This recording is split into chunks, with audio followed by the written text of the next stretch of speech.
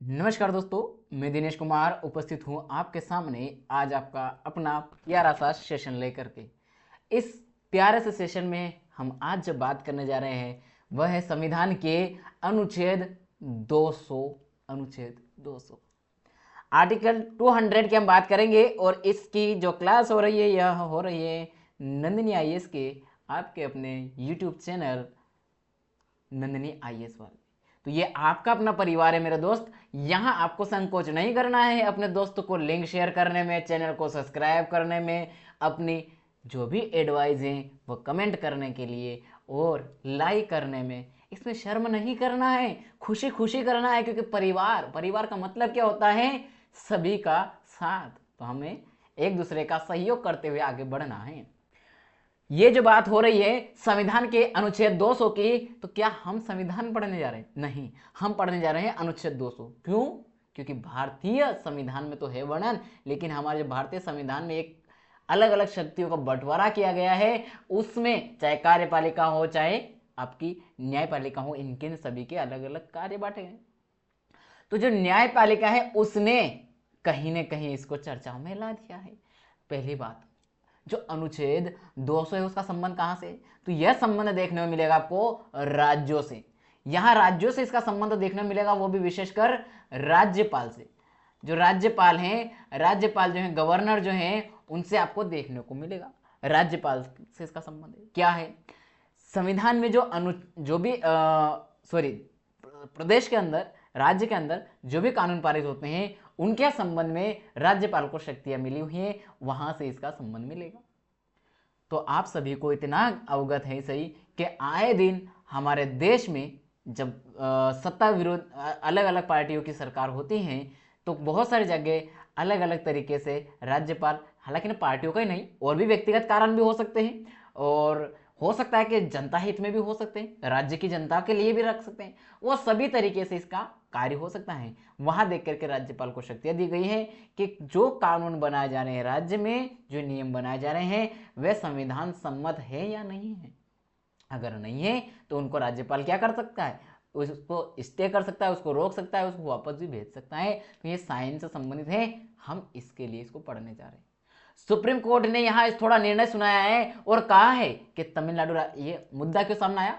तो तमिलनाडु राज्य के राज्यपाल को सुप्रीम कोर्ट ने कहा, तमिलनाडु के राज्यपाल RN रवि द्वारा कुछ विधेयकों पर क्या किया गया? सहमति न दी गई। और जब सहमति नहीं दी गई तो उनके ऊपर सवाल उठाया गया और ऐसा कहा कि ऐसा लगता है कि उन्होंने अपनी खुद की प्रक्रिया अपना ली है। खुद की प्रक्रिया मतलब अब वही सब कुछ है, ये प्रक्रिया अपनाना प्रारंभ कर दी है। ये बात है, इसका संदर्भ समझते हैं, थोड़ा ऐतिहासिक पृष्ठभूमि थोड़ी समझते हैं इस केस के बारे में। तो 13 नवंबर 2023 को तमिलनाडु के राज्यपाल RN रवि ने घोषणा की कि वह राज्य विधानसभा द्वारा पारित 10 विधेयकों को अपनी सहमति नहीं देंगे। 10 विधेयकों को अपनी सहमति नहीं देंगे। इसके बाद 18 नवंबर 2023 को विधानसभा का एक विशेष सत्र बुलाया जाता है। और जब सत्र बुलाया गया तो वहां उन्हीं उन्हीं विधेयकों को क्या किया? जब विशेष सत्र आया तो वे जो विधेयक थे उनको दोबारा पारित करके, देखिए एक बार जब साइन नहीं करता, रिटर्न लौटाते हैं, तो फिर से विधानसभा में क्या होता है? दोबारा उसको पारित करना होता है, और अगर दोबारा पारित हो जाता है तो फिर से आता है राज्यपाल के पास। तो इसको फिर से क्या किया गया? पारित किया गया विधानसभा के द्वारा विधेयकों। और इस बार राज्यपाल ने सभी 10 विधेयकों को राष्ट्रपति के विचाराधीन भेज दिया। अब जब एक बार राष्ट्रपति के पास पहुंच जाता है तो यह लंबी प्रक्रिया में चला जाता है। उन्होंने एक बार खुद ने भेजा, जब रिटर्न से पारित हुआ तो अब वो रोक नहीं सकता, अब उसकी जिम्मेदारी होती है साइन करना। तो वह या तो वो रोक नहीं सकता, खुद साइन करे, या फिर राष्ट्रपति के लिए भेज सकता है कि राष्ट्रपति करेंगे इस पर साइन। तो उन्होंने क्या किया? मुखिया के पास पहुंचाना प्रारंभ किया। राष्ट्रपति ने एक विधेयक को मंजूरी दी। एक विधेयक को क्या कर दिया? यहां पर जो आए हैं टोटल हमारे 10, उसमें से केवल एक विधेयक को राष्ट्रपति महोदय जी ने मंजूरी दे दी और 7 विधेयक को अस्वीकार ही कर दिया। 7 को अस्वीकार, एक को क्या किया? पारित कर दिया। शेष 2 विधेयकों पर निर्णय नहीं लिया गया। कोई निर्णय नहीं लिया गया इन 2 पे कि क्या होना है इनका। राज्य सरकार ने आरोप लगाया कि राज्यपाल का आचरण एक राजनीतिक प्रतिद्वंदी की तरह है, ये राजनीतिक पार्टी की तरह क्या कर रही है, हमारे साथ प्रतिद्वंदी कर रही है, यह राजनीतिक आचरण सही नहीं है। महत्वपूर्ण अवलोकन बोले तो भारतीय संविधान में अनुच्छेद 163 में राज्यपाल की सामान्य शक्तियों के बारे में बताया गया है।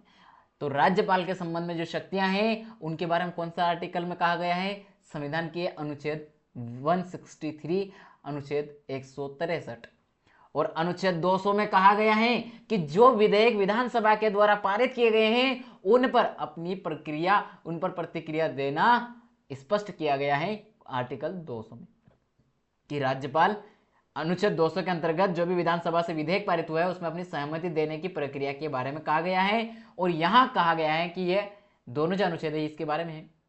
तो जब वहां पर जो कहा गया है वो किस किस आधार पर मंजूर करेगा, राज्य विधानमंडल द्वारा पारित विधेयक राज्यपाल के पास भेजा जाता है तो उनके पास 4 विकल्प होते हैं। किनके पास, राज्यपाल के पास 4 विकल्प होते हैं। और ये 4 विकल्प कौन कौन से हैं, विधेयक को वो उन्होंने मंजूरी दे दी, विधेयक अब कानून बन गया। अब राज्यपाल का साइन होने के बाद क्या होता है, उस राज्य में वो विधेयक क्या हो गया, अब कानून बन गया, बिल से वो एक्ट में कन्वर्ट हो गया। वहीं हम देखते हैं विधेयक को अस्वीकार करना, खारिज कर देना, खत्म कर देना, अब उस जो बिल आया था उसके कोई अहमियत नहीं है। और तीसरा है पुनर्विचार के लिए वापस भेजना, अर्थात जो विधेयक पास होकर के राष्ट्रपति के पास भेजा गया था विधानसभा के माध्यम से, अब उस विधेयक को पुनः रिटर्न भेजा गया है विधानसभा के पास कि एक बार और इसमें जो प्रावधान है उनके ऊपर आप लोग विचार कीजिए, क्या ऐसा होना चाहिए हमारे प्रदेश में। यह इस तरीके के विचार के लिए भेजा जाता है। यह विकल्प मनी बल को छोड़कर है। मान लीजिए आपका जो बजट सत्र चल रहा है वहां आपको बिल लौटाने की स्वीकृति नहीं है, वहां तो आपको ठप्पा लगाना ही है। राज्यपाल को मनी बिल के ऊपर रोक टोक नहीं की गई। चौथी जो विधि है, चौथा चरण क्या कहता है, अगर ये तीनों ही काम नहीं है तो वह क्या कर सकता है, अब राष्ट्रपति के विचारार्थ आरक्षित करना, अर्थात अब वो राष्ट्रपति से इन बिलों के ऊपर क्या करेगा, परामर्श करेगा, उनसे विचार विमर्श करेगा। उसके बाद अगर राष्ट्रपति कहते हैं कि यह बिल पारित हो जाए तो राष्ट्रपति उनको पारित करवा देंगे, और अगर नहीं कहते हैं, मना कर देते तो ये भी अस्वीकार कर देगा। और अगर राष्ट्रपति कुछ नहीं कहते हैं तो राज्यपाल भी कुछ नहीं कहेगा, तब तक वे विधेयक अनिर्णित रहेंगे, राष्ट्रपति की विचाराधीन आरक्षित रखे जा सकते हैं। तो ये 4 ऑप्शन होते हैं, इनमें से आपको विधेयक पास होने की, ठीक है।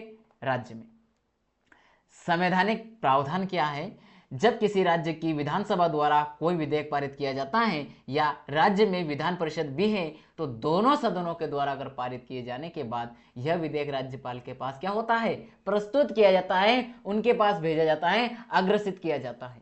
जब वहां अग्रसित कर दिया जाता है तो अब राज्यपाल जो है वह निर्णय लेता है कि यह विधेयक कानून बनेगा या नहीं बनेगा। अगर स्वीकार कर लेंगे तो वो क्या हो जाएगा, कानून बन जाएगा। आज स्वीकार करेगा तो खारिज हो जाएगा।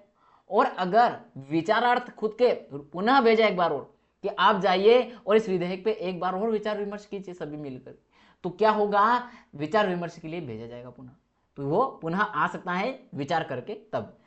और अगर ये तीनों स्टेप नहीं की तो क्या, राष्ट्रपति जी को भेजेंगे, माई बाप देखिए ये हालत है यहाँ पर, और ये तो मान ही नहीं रहे, तो फिर उनके पास है। हालांकि इस अनुच्छेद में एक महत्वपूर्ण शर्त भी शामिल है, और वह महत्वपूर्ण शर्त कौन सी है, राज्यपाल यथाशीघ्र मनी बिल को क्या करेगा, छोड़कर अन्य विधेयकों को सदन को पुनर्विचार के लिए लौटा सकते हैं। लेकिन यदि विधानसभा विधेयक को पुनर्विचार के बाद फिर से पारित कर भेजती है तो राज्यपाल उसे अस्वीकार नहीं कर सकता है, उन्हें अनिवार्य रूप से मंजूरी देनी होती है। तो यहां पर आपको ये देखने को मिल रहा है पुनर्विचार के बाद में, इसलिए क्या हो रहा है, राष्ट्रपति के नाम पर उसको रोक लिया गया। प्रमुख बिंदु कौन कौन से हैं, मुख्यतः विधेयकों पर निर्णय लेने में अनिश्चित समय देना चुनी हुई सरकार के कामकाज को क्या कर रही है, ठप करती है, कार्यों को यह रोकती है।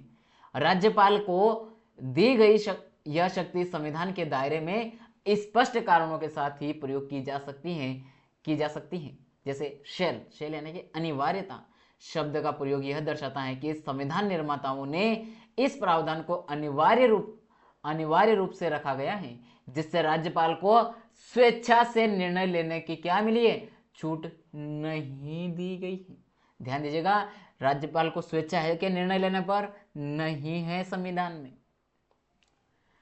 सुप्रीम कोर्ट ने 2016 में अपने फैसले, 2016 में भी एक फैसला सुनाया सुप्रीम कोर्ट ने, वह था नभाम रेबिया और बामांग फेलिक्स बनाम उपाध्यक्ष अरुणाचल प्रदेश विधानसभा का जो मामला था वहां पर इस पहलू पर चर्चा हुई थी और यह सारा आपको कनेक्ट करना है। अब निष्कर्ष यह है कि राज्यपाल का यह अधिकार महत्वपूर्ण है, लेकिन इसका दुरुपयोग राजनीतिक और व्यक्तिगत कारणों से नहीं किया जाना चाहिए। यह जनता हित में होना चाहिए, प्रदेश की जनता के लिए होना चाहिए, क्योंकि अगर वो जनता के हित में नहीं कर रही है सरकार उस कानून को, तो लाइए उसके ऊपर आप अपना जो अधिकार दिए गए हैं उनका उपयोग कीजिए, लेकिन आप अपने व्यक्तिगत कारण, अपनी किसी पार्टी के कारण ऐसा मत कीजिए, किसी पार्टी की विचारधारा के कारण इसका दुरुपयोग ना करें।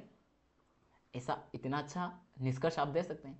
यह अनुच्छेद 200 का उद्देश्य लोकतांत्रिक प्रक्रियाओं की रक्षा करना है, अर्थात जो हमारे देश में लोकतांत्रिक प्रणाली है उसको बनाए रखना है, वो उसको सुचारू रखना है, ताकि निर्वाचित सरकार जो चुनकर का जनता के द्वारा चुनी गई है उनको कार्य करने में बाधा उत्पन्न ना हो। ठीक है, ये रही आज की हमारी क्लास। और अगर आपने अभी तक ये करंट अफेयर का सेशन नहीं किया है तो इन दोनों क्लासेस को आप जाकर के जल्द से जल्द कर ले, ताकि आप अगली क्लास के लिए तैयार रहें। और 25 मई की एग्जाम में अपना सिलेक्शन के लिए यहां से क्वेश्चन डायरेक्ट रूप से मिलेंगे आपको। और ये मैं आज जो बोल रहा हूं ये बात उस दिन दिखाऊंगा जिस दिन आपकी एग्जाम हो जाएगी। ठीक है, तो अगर आपने अभी तक हमारे चैनल को सब्सक्राइब नहीं किया है नंदिनी आईएएस की इस यूट्यूब चैनल को, तो सब्सक्राइब करें। लोगो कैसा दिखेगा, ये रहा लोगो, देखिए यहाँ पर थैंक यू में लिखा है ना लोगो, यही लोगो आपको दिखाई दे रहा होगा। और इस लोगो के माध्यम जो दिखाई दे रहा साइड में सब्सक्राइब का, उस पर दबाइए सब्सक्राइब, बेल आइकन की घंटी है उसको दबा दीजिए ताकि वो टिंग बोलेगी। और आपको अगली बार क्या होगा, जैसे आप क्लास यहाँ अपलोड होगी आपको सबसे पहले यूट्यूब कहेगा कि जाइए क्लास कीजिए, आप चुकिए मत।